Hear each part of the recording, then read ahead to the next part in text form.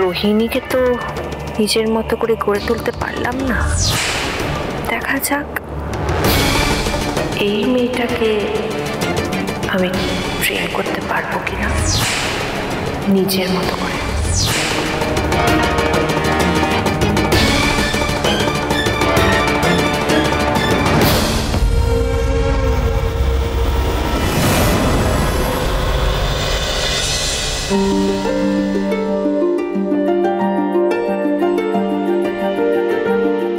যাক অনেক হয়েছে, এবারে চলো রনু, চল এদিকে তো আয়।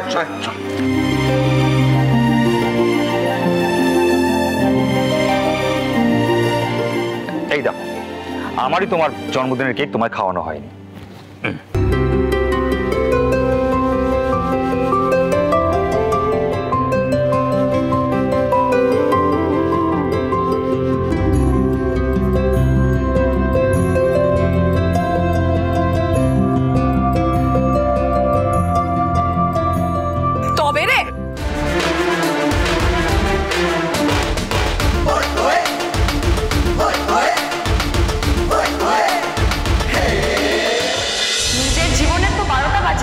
বাজে লোকটার পাল্লায় পড়ে এখন আমাদের জীবনটাও শেষ করে ছাড়ছো।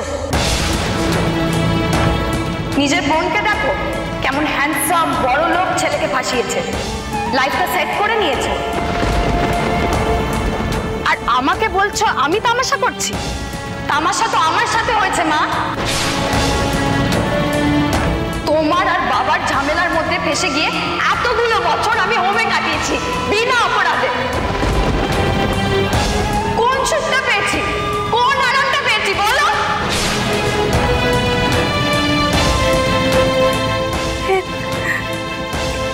এটা তুই কি হয়ে গেছিস টিকলি? কি ভাষায় তুই কথা বলছিস সবার সাথে? বছরের পর বছর ওই একই জামা, ওই টাল টালে ডাল ভাত তরকারি খেলে না মুখ থেকে এরকমই ভাষা বেরোবে মা। আমার জীবনের অর্ধেকটা তোমার জন্য বরবাদ হয়ে গেছে মা, তোমার জন্য। এবার আমার জীবনটা আমি নিজে চালাবো, নিজের মতো করে। টিকলি, তুই যা ইচ্ছে কর, তোর নিজের মতন জীবন তুই চালা, কিন্তু আমাকে একটা সত্যি কথা বলতো, শ্রাবণের উপর তোর এত রাগ কিসের?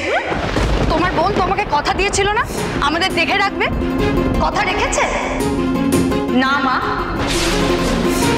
তোমার বোন তার কথা রাখেনি, ও শুধু নিজের সুখ আর নিজের আরামের কথা ভেবেছে। তাই এবার আমি ও সব সুখ কেড়ে নেব।